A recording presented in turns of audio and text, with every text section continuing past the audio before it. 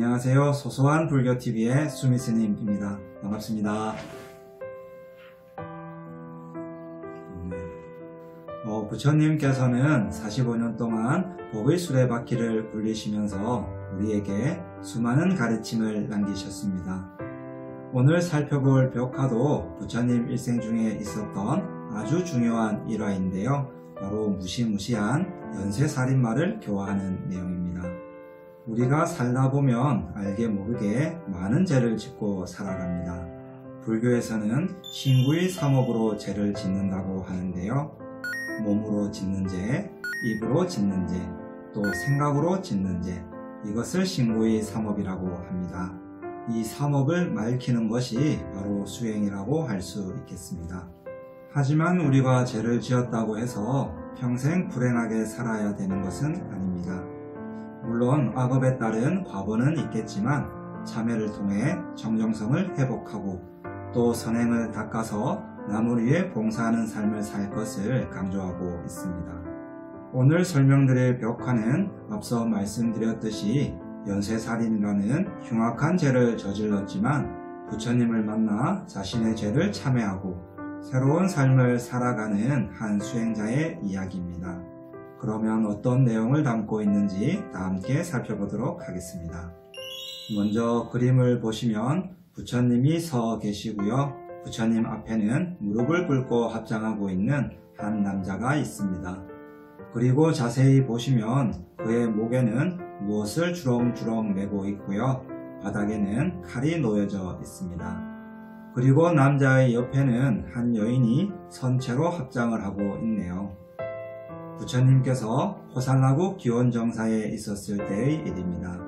아임사라고 하는 한 바라문 수행자가 있었습니다. 그는 스승 밑에서 수행을 하고 있었는데 용모가 단정하고 지혜도 뛰어났습니다. 어느 날 그의 스승은 멀리 떠나 집을 비우게 되었습니다. 평소 아임사를 흠모하고 있던 스승의 젊은 아내는 아임사를 유혹했습니다. 하지만 아임사는 스승의 부인은 어머니와 같다 생각을 하고 단칼에 거절을 했습니다. 자존심이 상한 스승의 아내는 아임사를 모함하기로 작정하고 남편이 돌아왔을 때 아임사가 나를 겁탈하려 했다고 거짓말을 했습니다. 평소 아임사를 아끼던 스승은 배신감을 느끼고 아임사를 타락시키기로 마음을 먹었습니다. 스승은 아임사를 조용히 불러 이렇게 얘기를 했습니다. 아임사야, 너의 학문은 이제 완성의 단계에 이르렀다. 마지막으로 한 가지 일만 해낸다면 너는 모든 가르침을 통달할 것이다. 할 수 있겠느냐? 네, 할 수 있습니다. 그렇다면 지금 당장 거리로 나가 100명의 사람을 죽이고 그 사람에게서 손가락 하나씩을 잘라 목걸이로 만들어라. 평소 스승의 말이라고 하면 거역할 줄 몰랐던 아임사는 스승에 대한 믿음으로 칼을 들고 거리로 나갔습니다. 아임사는 보이는 사람마다 죽이며 손가락을 잘라 목걸이로 만들었습니다. 이때부터 아임사는 앙굴리말라로 불리게 되었는데요. 앙굴리는 손가락이라는 뜻이고 말라는 목걸이라는 뜻을 가지고 있습니다. 사람들을 공포에 떨게 만든 앙굴리말라는 드디어 99명을 죽이고 나머지 한 사람을 더 죽이기 위해 숲속에 숨어 있었습니다. 이 이야기를 들은 앙굴리말라의 어머니는 아들을 말리기 위해 그를 찾아 나섰습니다.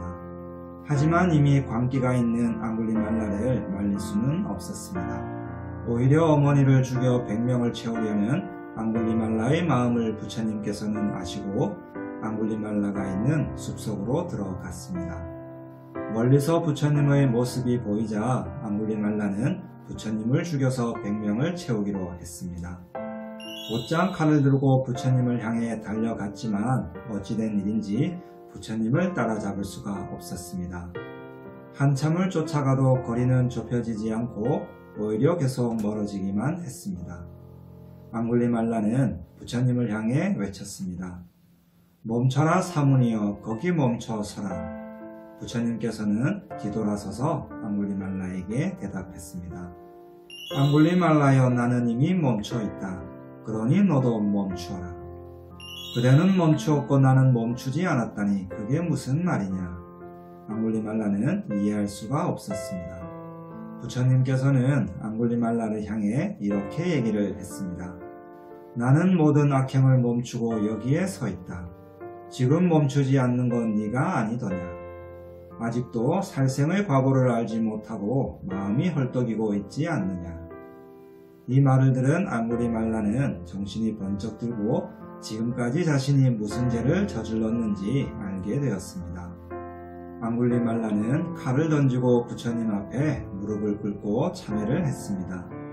부처님께서는 앙굴리말라를 위해 법문을 하시고 그를 제자로 받아들였습니다. 하지만 살인마 앙굴리말라가 부처님의 제자가 되었다는 사실은 금방 마을에 퍼지게 되었습니다.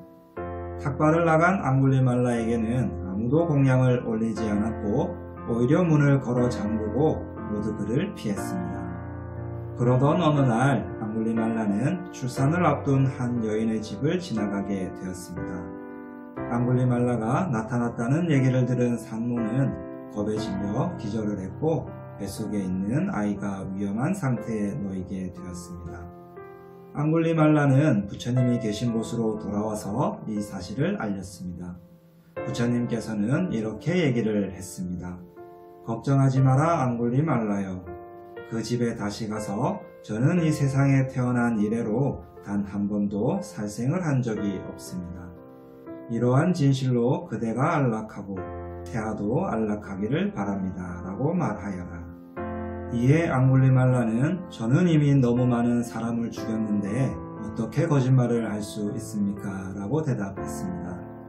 다시 부처님께서는 앙굴리말라여, 그대는 성스러운 수행자로 새로 태어나고 단 한 번도 살생을 한 적이 없지 않느냐라고 말씀하셨습니다.